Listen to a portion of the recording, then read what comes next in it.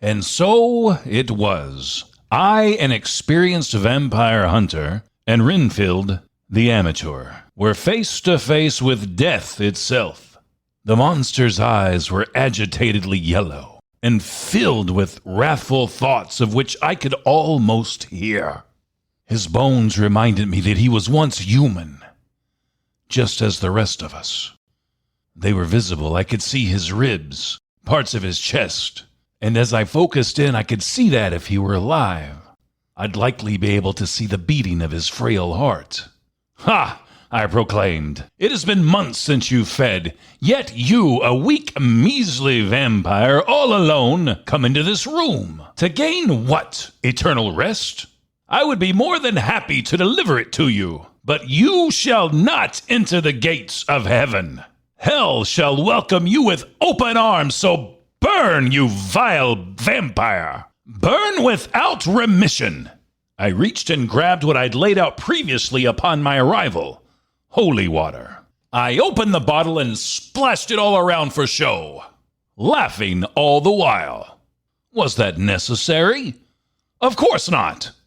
Just one drop of holy water is enough to turn a vampire to end them. The love of the Holy One is too much for evil to bear. But Renfield needed to see. He needed to be inspired. He needed to be willing and teachable. I cannot slay all of the beasts of the night on my own. I cast my eyes downward. Beth's tears and her trembling put me in mind of the coward I was once, and so I scoffed rather than offer pity. I regretted this, and I felt the Lord gaze upon my heart with sorrow. Softly I repented, though my prayers were unheard of by the Renfields, as the shrieks of a vampire brought to his knees and burning away by the power of God would drown out my words of regret.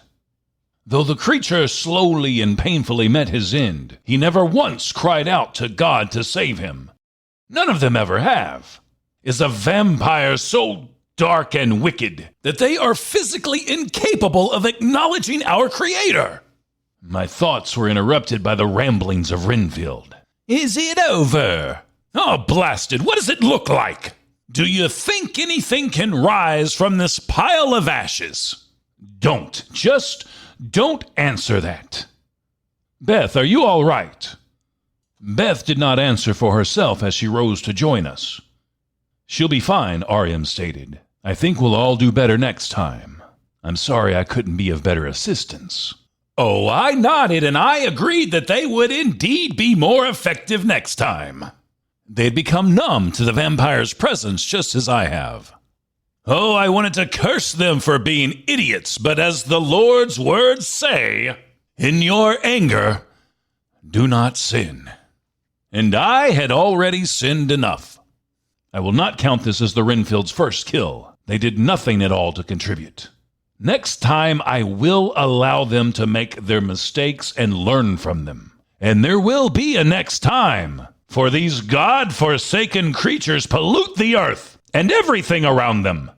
It is time for their reign to end.